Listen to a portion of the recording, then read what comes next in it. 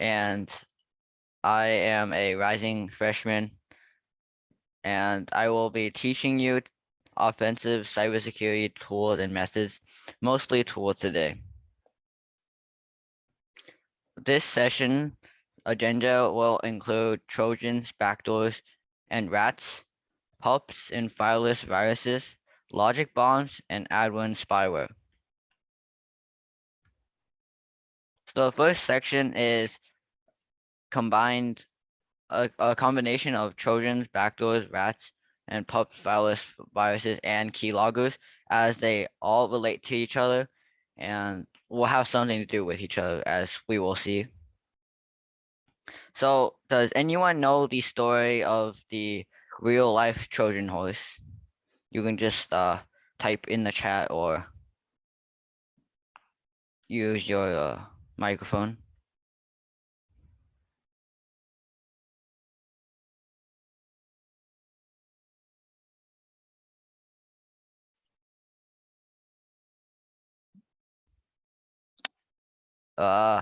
Alan, would you like explaining what the Trojan horse was? Sure. So like these people like gave a present to the Trojans, and then the present was like a horse, but then when they like took it inside the castle, they hid like soldiers inside. So then when it was midnight, the soldiers came out and started like doing stuff.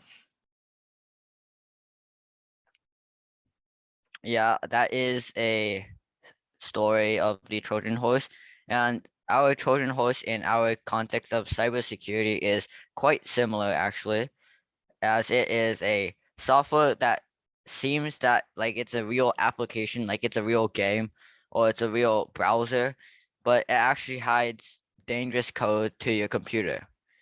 It's it it usually does not self-replicate and obviously is used to attack the computer. It easily avoids the security, like your antivirus and your login pages, because you downloaded it and the antivirus thinks that it's a normal application and will not flag it as malicious, or even sometimes the Trojan horses might even disable the antivirus, so your antivirus will not be working, and other malicious software can be downloaded onto your computer as well. When the Trojan horse is downloaded onto your machine, it's able to attack freely, as it got free access to your computer, and it opens doors for other programs, and these doors are called backdoors. And does anyone have any idea what backdoors are? You might be able to guess from the name.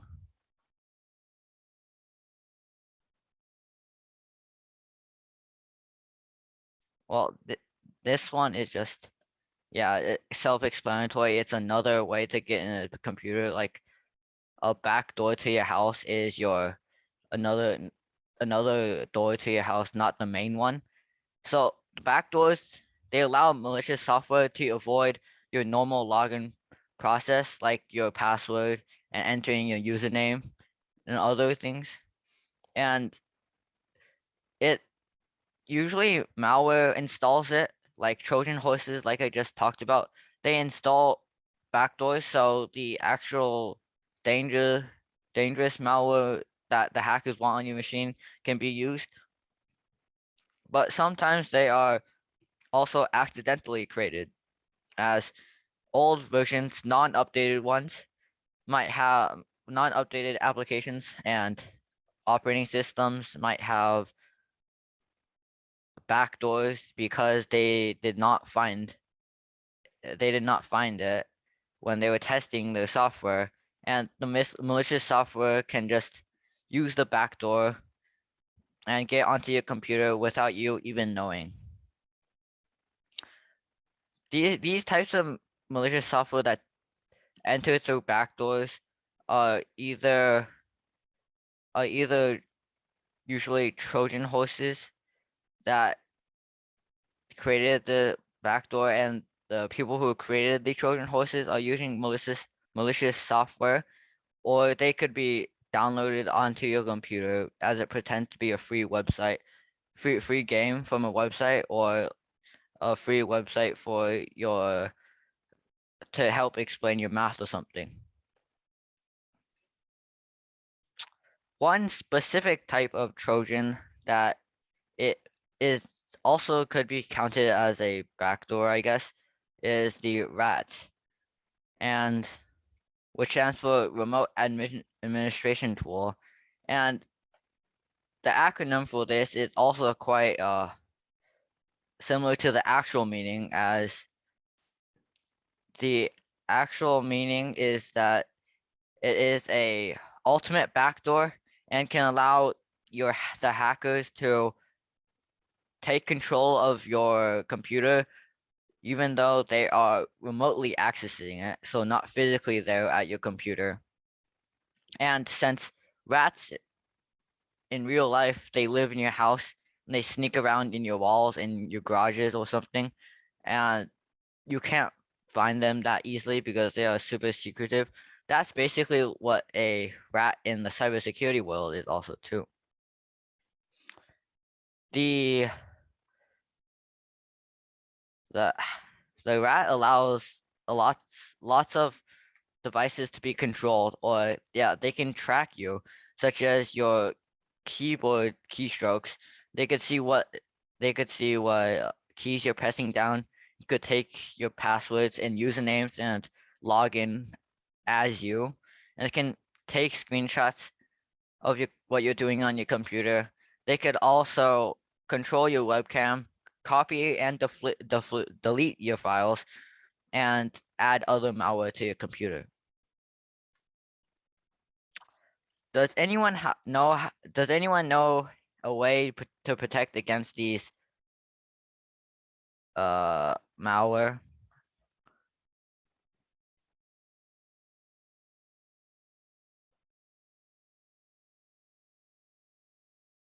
Yes, don't download random stuff basically applies for every single every single piece of malware, as a lot of the suspicious things you download are probably malware or some type of unwanted program on your computer.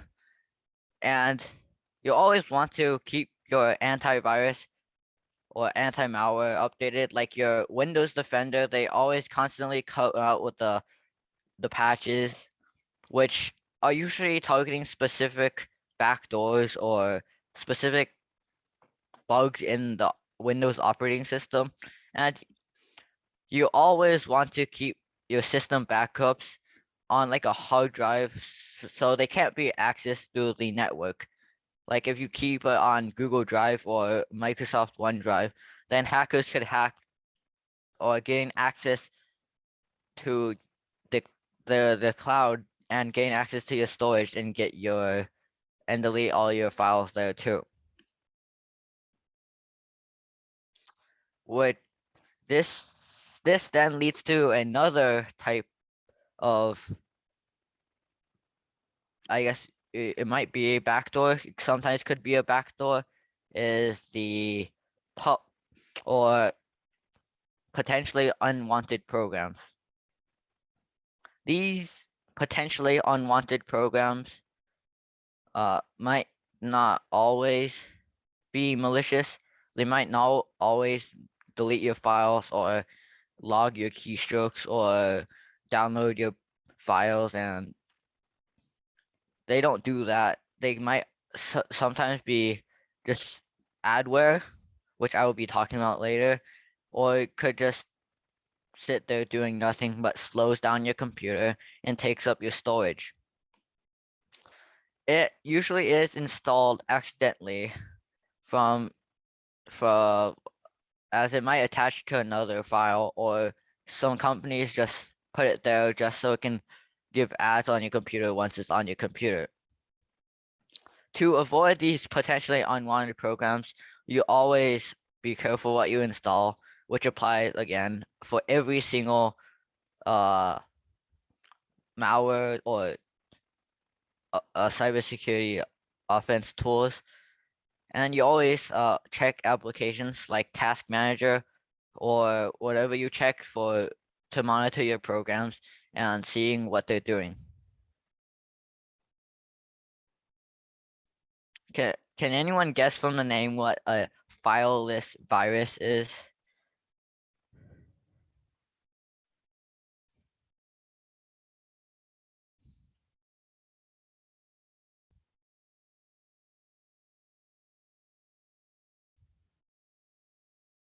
Uh, like a USB drive with malware, that's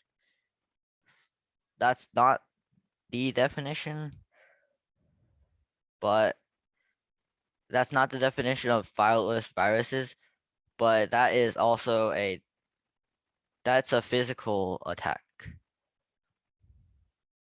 Malware isn't downloaded. Yeah, that's I guess basically what it means. It's malware that does not have its own file and it just attaches onto another program when it's downloaded, like seemingly okay spreadsheet or a Google Doc that you download from the online. It might have fileless viruses which attach to the process and can add and it can add other dangers to your computer as it also attaches to the vital programs to your operating system like explode.exe, which is one of the important files of the Windows operating system. So you never want to delete explode.exe. And to avoid these fileless viruses is to avoid downloading suspicious looking files as always, and avoid by only using your trusted links so you don't download your malware. And you always want to update your system.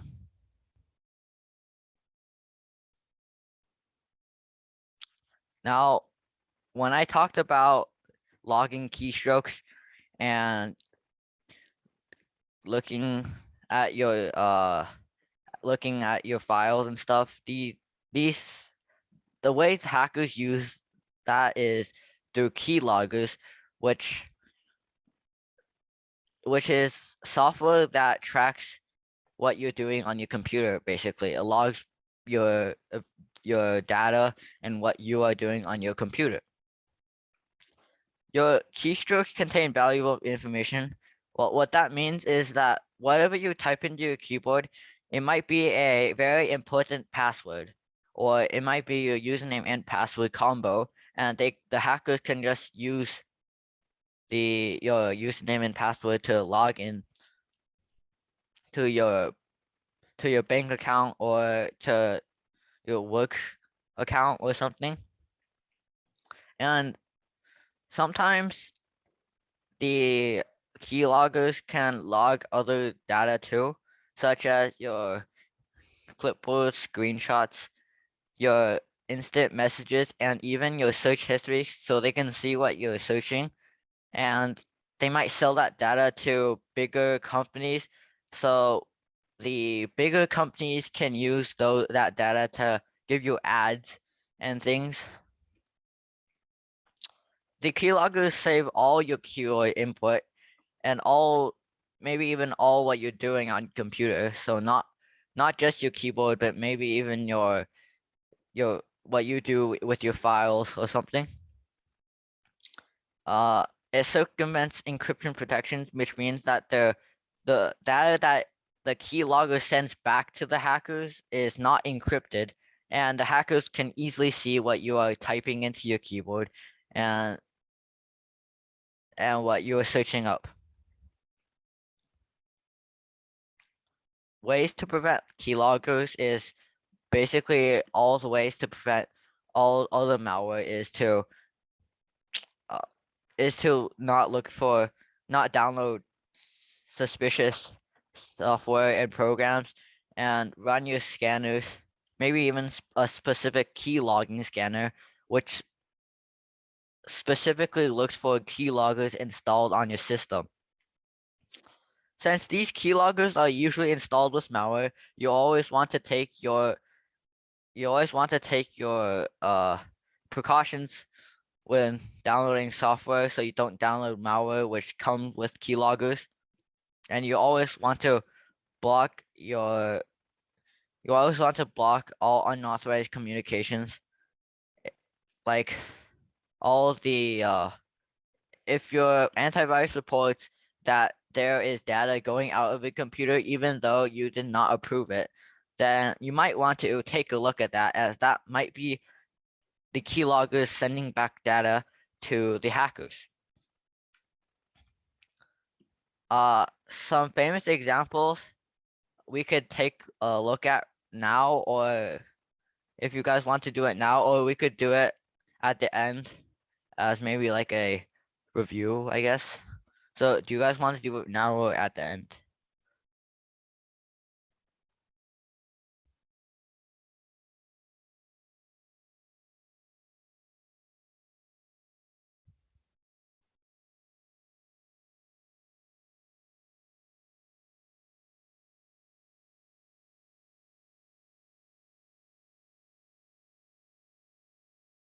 You guys want to do it now?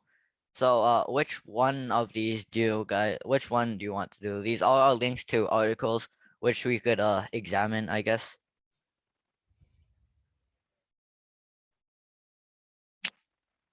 Oh, Stuxnet. Okay, we can do Stuxnet then. So this article is about Stuxnet. It says Stuxnet is a computer worm that was originally aimed at Iran's nuclear facilities and has since mutated and spread to other industrial and energy producing facilities. The original Stuxnet malware attack targeted the programmable logic controllers used to automate machine processes. It generated a flurry of media attention after it was discovered in 2010 because it was the first known virus to be capable of crippling hardware, because it appeared to have been created by the US National Security Agency, the CIA, and Israeli intelligence.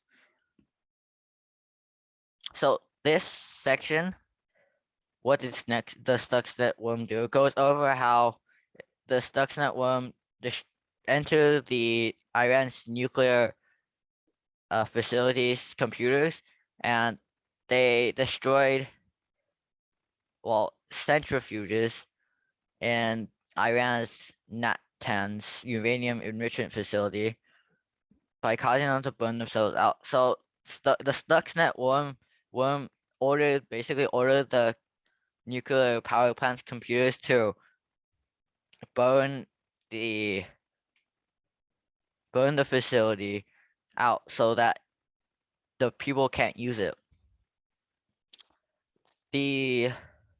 Over time, other groups modified the virus to get facilities, including water treatment plants, power plants, and gas lines. So this Stuxnet one was used to target a country's resources, and it was used as a cyber warfare, as some malware are used as cyber warfare.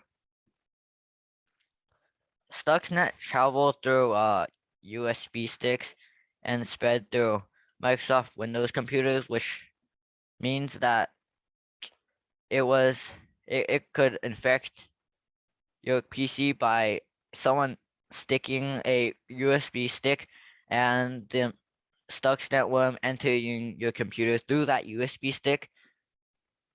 And since it spread through Microsoft Windows computers, and Microsoft Windows computers were very common back then and even now, the worm was able to destroy lots of computers and order them to to do things that the Iran government did not want them to do. Uh well, after the Stuxnet event, the Stuxnet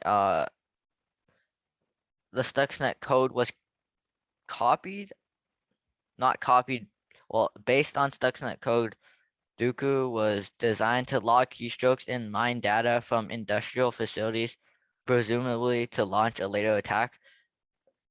So other people copied Stuxnet's what the Stuxnet's code because of how effective it was, and they were able to use Stuxnet as to target other things besides from Iran's nuclear facilities. All of the other occurrences of the legacy of Stuxnet is mostly copies of the virus. Some might be used as cyber warfare. Some might just be used to terrify other countries. And yeah, that's basically it. How how to protect against these malware. I just went over that, so I don't think we need to go over that. Uh, so now it's time for a quiz. So the first question of this quiz for this sub chapter, I guess, is how do Trojan horses work and how do they enter your computer?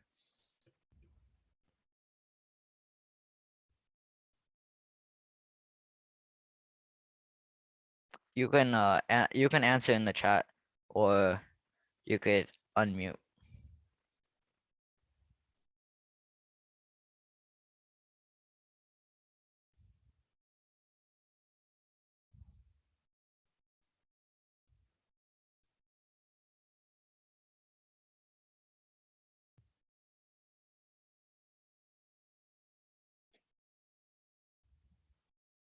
I guess no one knows, so I might have to review that, I guess.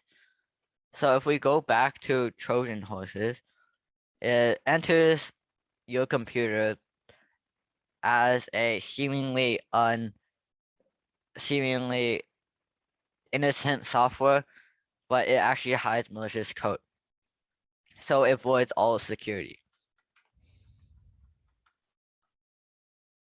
So the second question is, uh, how can backdoors appear on your computer? And you can give as many reasons as you want.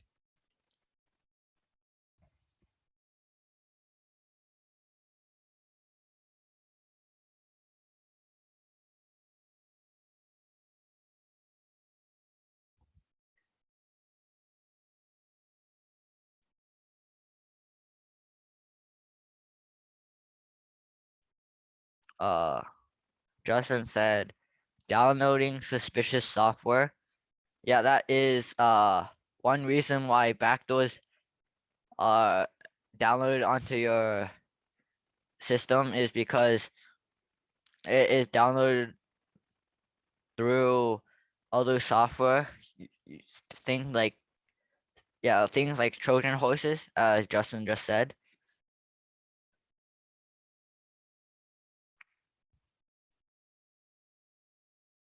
Uh, Other reasons can be that it's accidentally a bug in a actual software, actual application like a operating system, or even your antivirus might have a backdoor because it's you might not update it and it's uh, the patch hasn't come out to patch that backdoor yet. Uh, the third question is, what are rats and why are they so dangerous? So if any of you remember, rats are remote access Trojans. And so what are remote access Trojans and why are they so dangerous?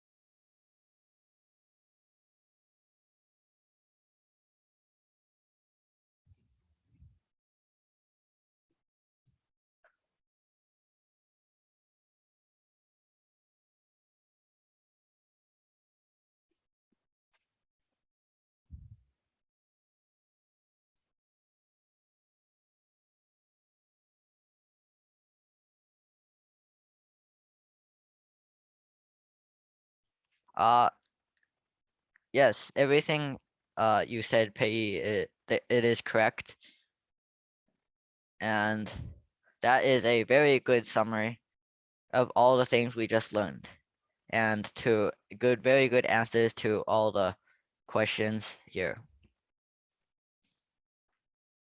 So now, do you guys want to watch the video, or do you guys just want to skip the video? It's just basically a summary of what I just said.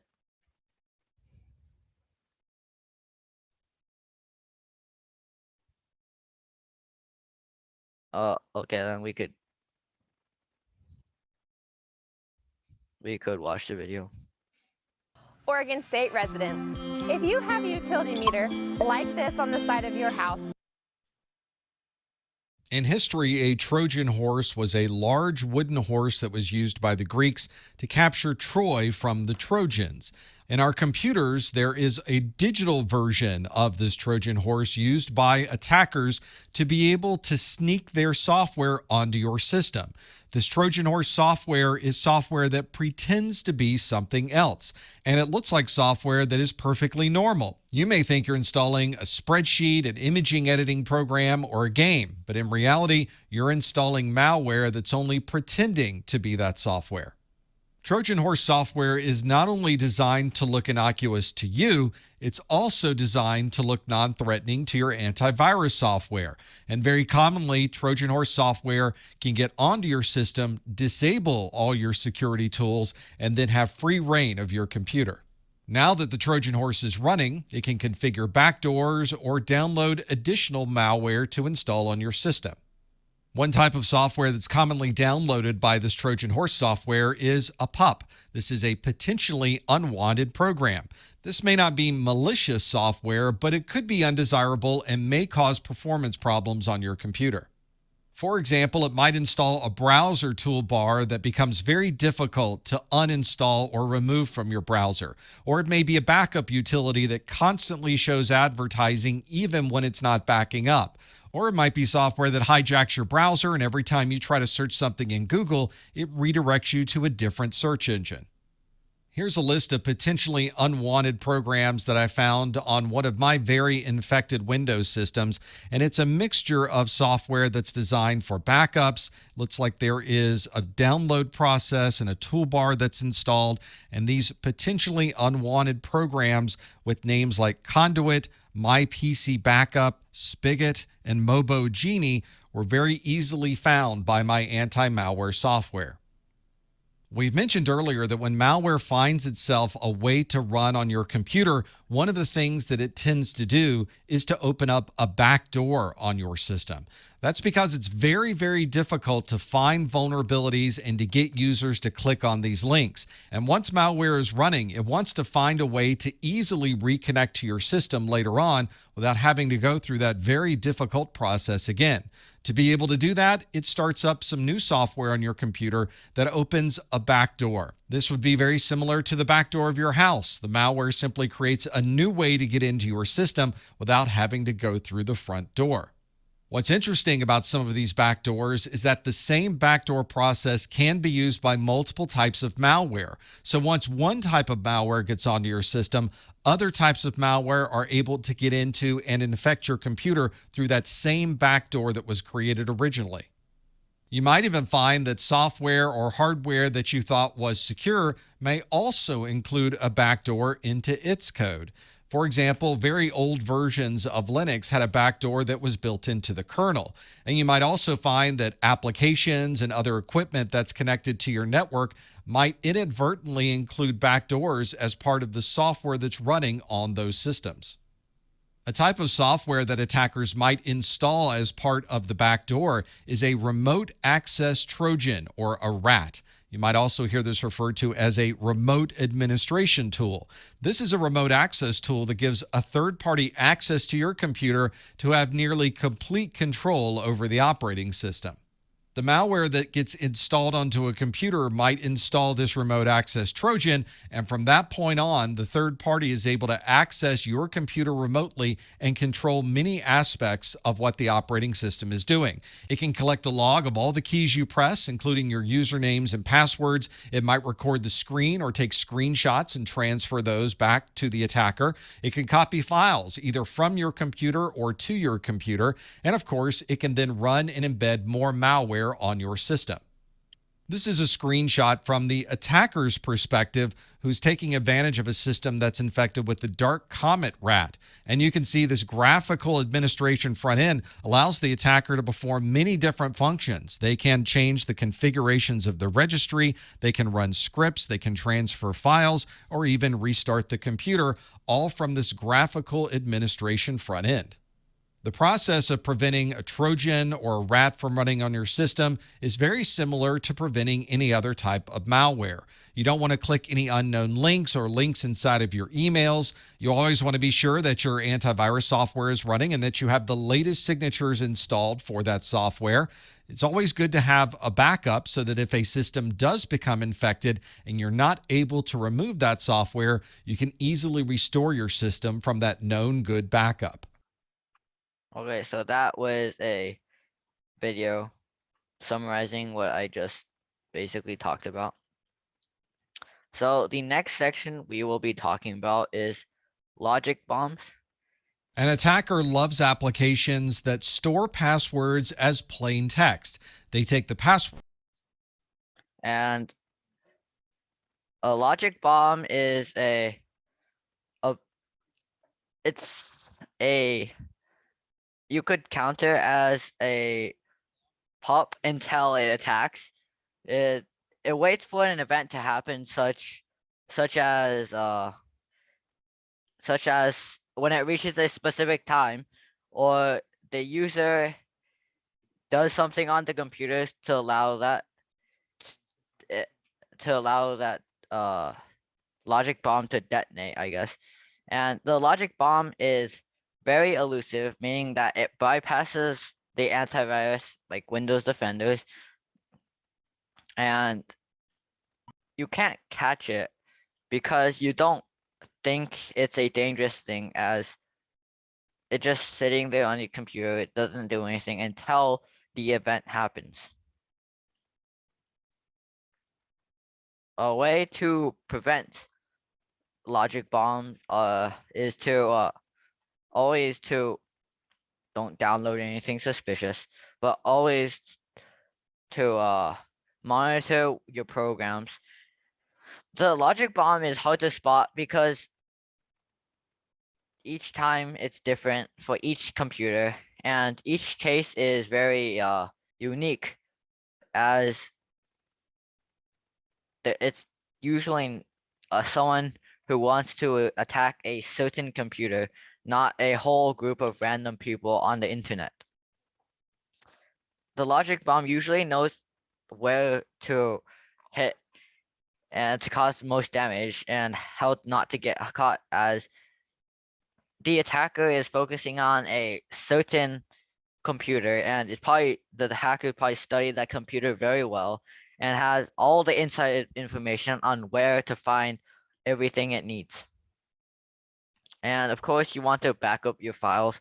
Like, you always want to back up files no matter what. Not even if a malware attacks, you always just want to back them up if you just accidentally delete them.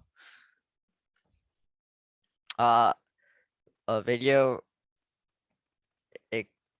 we could watch it, but it's not that long as logic bombs. It's just one section. So do you want to watch the video or not?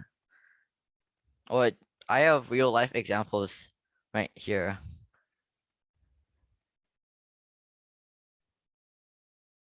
So do you want to watch the video, or do you want real world logic bombs, which is also included in the video?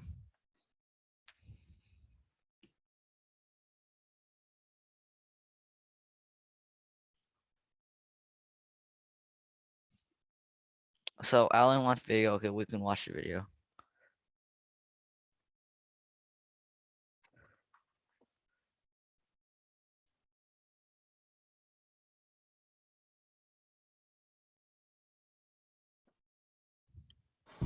Fred Smith here told us the B&H photo helped change his life. Fred, tell us your story. A logic bomb is a type of attack that occurs when a separate event is triggered. Very commonly, these logic bombs are left by disgruntled employees or someone who has a grudge against an organization. One very common type of logic bomb is a time bomb. This is one that occurs when a particular date and time is reached. A logic bomb can be more than just a date and time that's reached, of course. You could have certain other events occur. If someone places a file in a particular folder, that may be what causes this particular logic bomb to execute. Or perhaps someone turns on or off a computer, and that is the trigger that causes the bomb to go off. It's difficult to identify if a logic bomb has been placed in a system because it doesn't follow any known signature. It's not possible for antivirus or anti-malware to automatically recognize that a logic bomb may exist. It also might be difficult to gather evidence after the fact because many logic bombs will delete themselves once they've executed. A good example of a time-based logic bomb occurred on March 19th of 2013 in South Korea. There were organizations in South Korea that were primarily media organizations and banks that received email messages that had malicious attachments in them. They looked like they were emails from a bank. And if someone ran that attachment, a Trojan installed malware on those systems. And a day later, on March 20th at 2 p.m. local time, the bomb activated and it began deleting master boot records and rebooting systems. Without a master boot record, these systems restarted and showed that a boot device was not found. Please install an operating system on your hard disk. Not only did this affect many workstations and servers, it also disabled many automatic teller machines throughout South Korea. A more disruptive type of time bomb occurred on December 17th of 2016 at 11:53 p.m. in Ukraine. This focused on high voltage substations. These were the substations that sent power between different locations within the country. And at this particular time, the logic bomb began disabling electrical circuits and bringing down electrical connections throughout the country. The malware that had been installed had begun mapping out the control network of these systems and began disabling power at a particular date and time. This malware was customized to work with these SCADA networks. These are the supervisory control and data acquisition networks that are used to manage these types of electrical systems. As I mentioned earlier, it's difficult to know when someone may have installed a logic bomb because there's no known signature that you can use to alert you that something has been identified as a logic bomb. But there are things you can do with your processes and procedures to help prevent a logic bomb from being installed in the first place.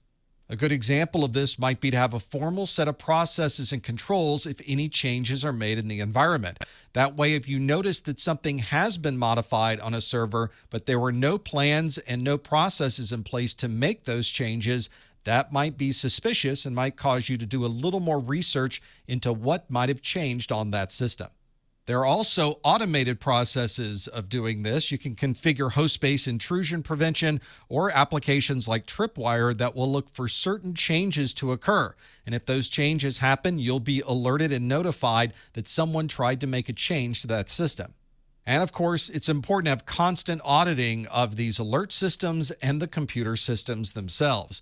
System administrators, for example, have full control to these systems. So it's good to have an auditing process in place to make sure that all of the changes that are being made are authorized. So that is a summary of logic bombs. And now we have a short quiz about logic bombs. So first, does anyone know what the logic bomb is? What a logic bomb is? Well, you could type all three answers to the three questions here.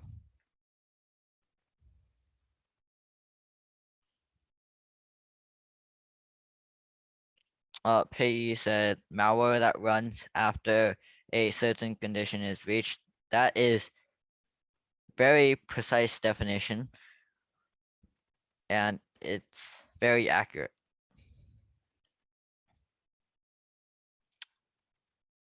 Most antivirus can't detect it because it has no real signature.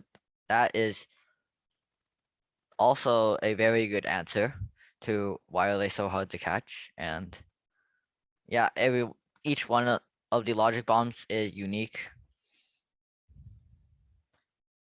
And yeah. So very good answers to the quiz. And I believe the third section, the third group of tools we will be talking about is adware and spyware. And of course, adware is pretty self-explanatory. It is malware, but not malicious, not that dangerous of malware, as it just displays ads and all over your computer, and it gives you annoying pop-ups for you to click. And if you click one of those, they might be a malware, or they just might lead to a company's site that they want to advertise. Adware will slow your computer down, as it takes up your CPU, it takes up your memory, and it also takes up your disk space. Adware can be accidentally installed, or it could be bundled with other malware, and adware is just I guess very annoying, and sometimes some of the pop-ups can lead to actual dangerous malicious software. Spyware, on the other hand, is a lot more dangerous than adware is, as spyware is malware that watches you. So it can watch what you do on your computer, similar to keyloggers that I just talked about. Hackers use them to advertise, like they sell your data to bigger companies so the bigger companies can advertise to you.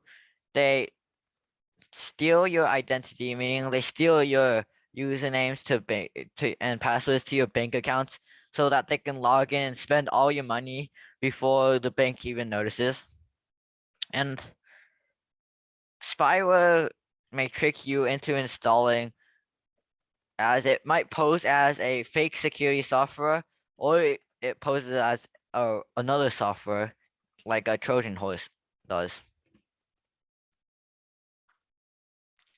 The reason for adware spyware, well, most malware, is money, and of course more money.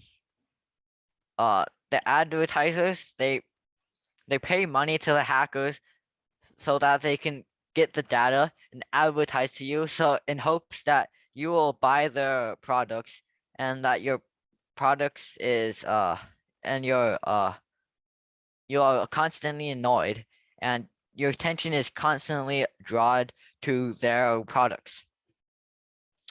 The hackers get paid even more if you click through their pop-ups and the links. And your data and habits are worth money, which means basically everything you do on your computer is very important, as it's data that can be sold, it's data that can be stolen and used, and you're in big trouble if it's stolen. And if you're in big trouble and you don't want to be in big trouble, then ways to protect against adware and spyware is basically the ways to protect against other malware is to update your antivirus and operating system. Be careful of what you download. Don't download the suspicious links from the suspicious cool math games type of websites. Back up your files. Run your antivirus scans, but sometimes your antivirus is already disabled. It's useless. And you can check your task manager for programs that don't seem off. And of course, don't click on ads and any sus links. So a very short quiz is what are adware and spyware in general? Because it's such a brief subchapter.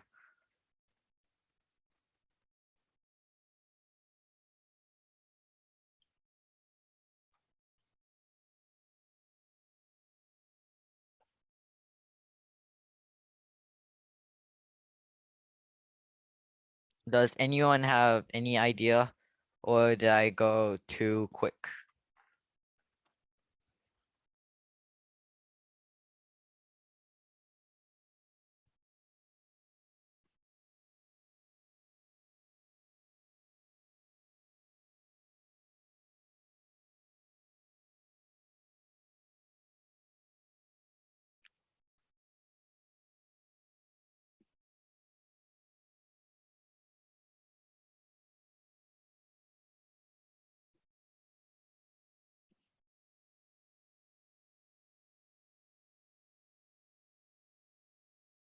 So I guess I went too quick, so I can explain maybe a little bit more.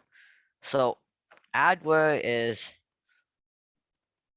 software that displays ads on your computer, and it slows down your computer a lot, and you probably don't want to click on the links. And spyware is malware that watches you and logs all your data, and your data will be sold to other companies.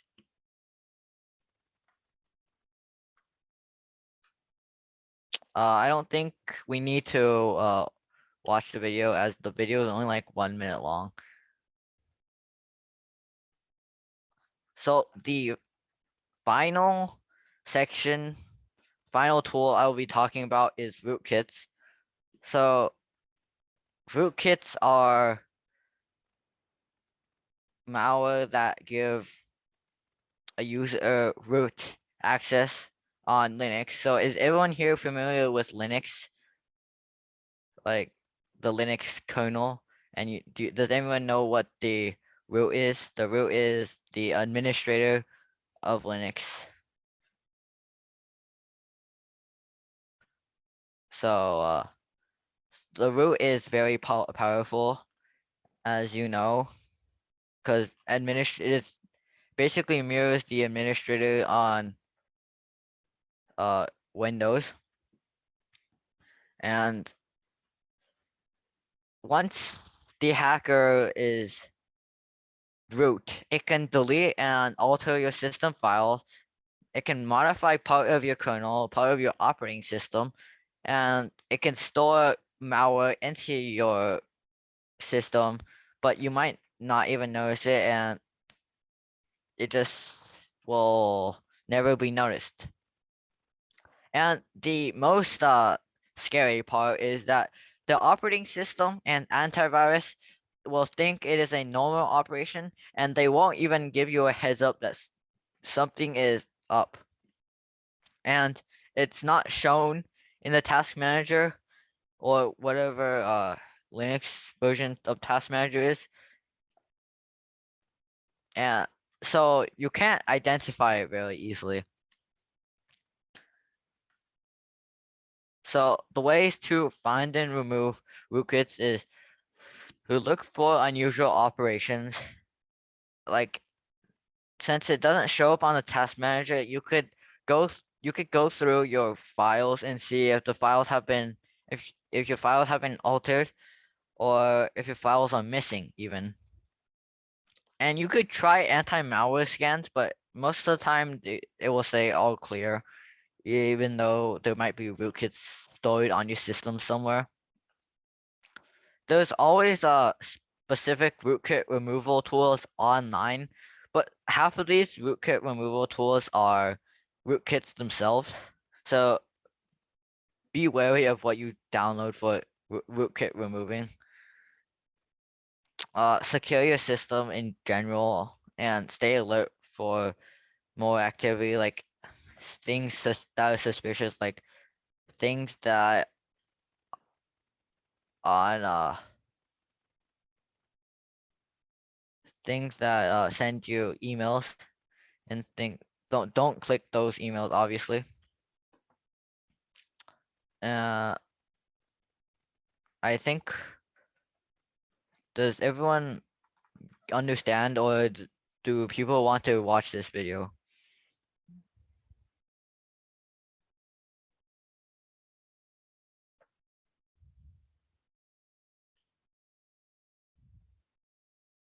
Oh, Pei, you said, has anyone ever heard of goose.exe? No, I actually have not heard. So, would you like to explain what goose.exe is?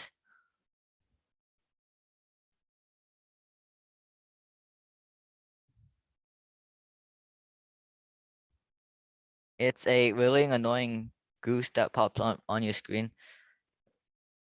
Well, it's harmless and kind of funny. Y- I guess, yeah, I guess that is a type of adware, you could say, but it's also a prank, I guess, and it won't damage much stuff if it's harmless and funny. So I guess we can just watch this video. I told them, hey mom, I spent 8 years on this degree, but I hate it and I really want to change jobs. I'm sorry.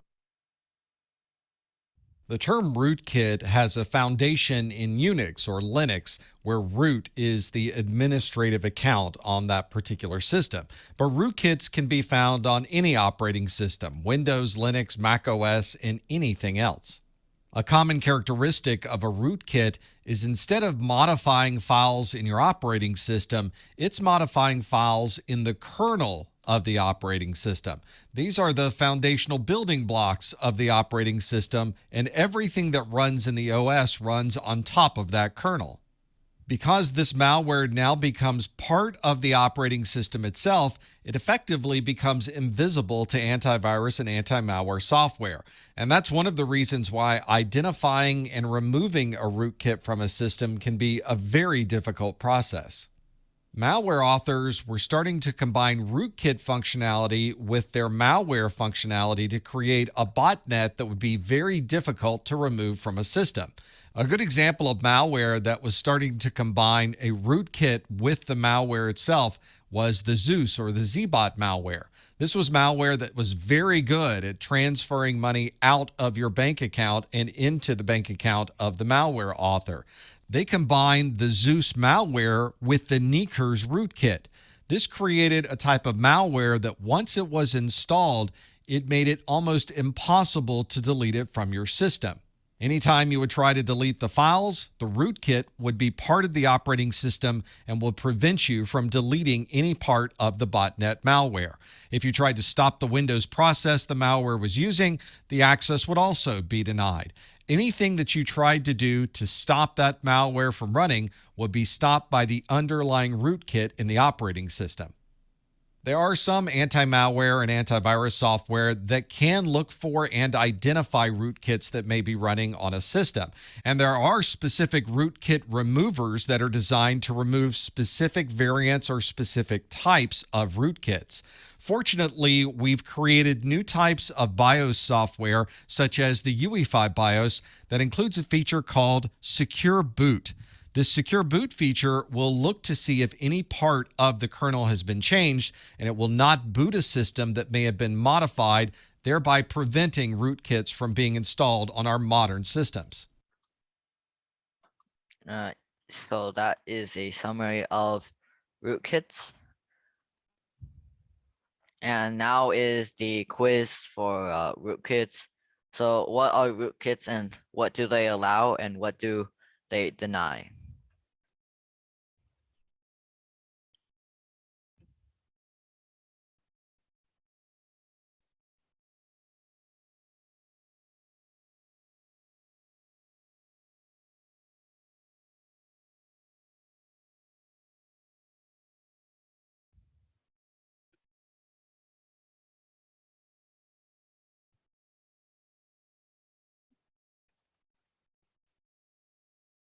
Does anyone have any idea, or are you guys typing your answers right now?